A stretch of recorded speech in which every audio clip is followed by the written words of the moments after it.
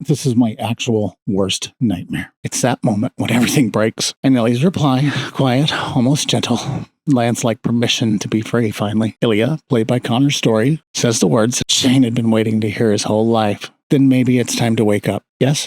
It's like he's saying the dream is over and I'm not leaving. You can stop living in fear.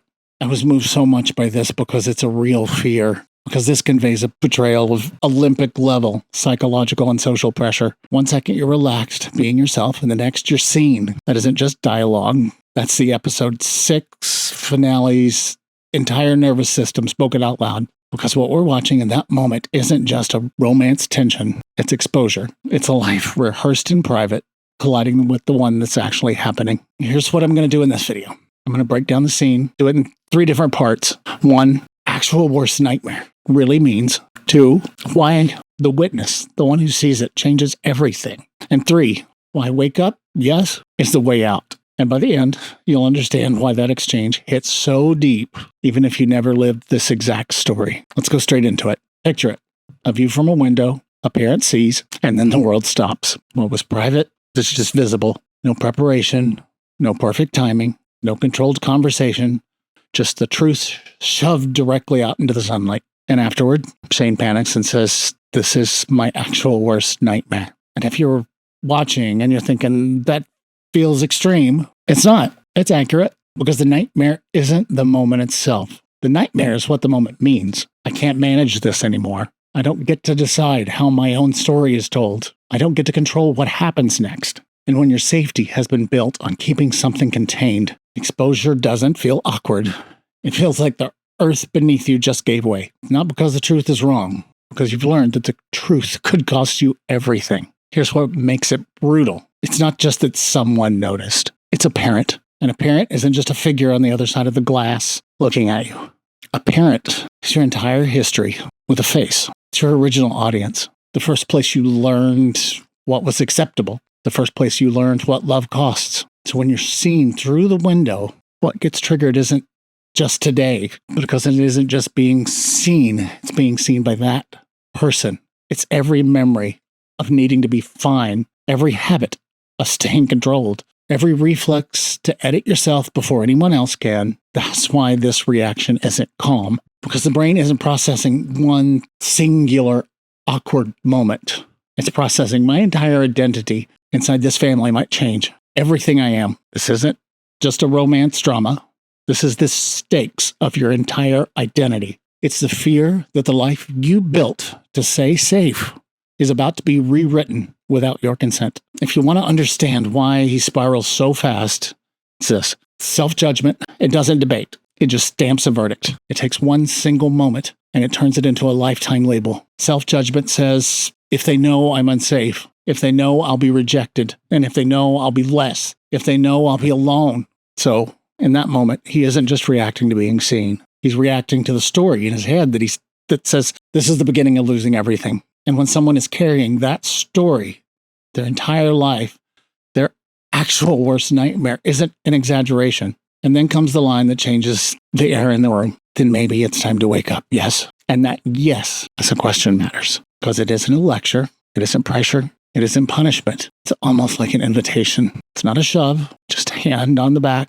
Like, come back, breathe, look at what's real, and I'm here. Because the truth is, the alarm clock just went off. The moment happened. The truth is finally out in the daylight, and Shane's still there. So the strategy going forward can't be to prevent the nightmare anymore. That's gone. Now, the only option is to live through it, stay present, tell the truth, stop trying to reverse time with panic. That's what wake up means. It means stop living in the fantasy that control equals safety.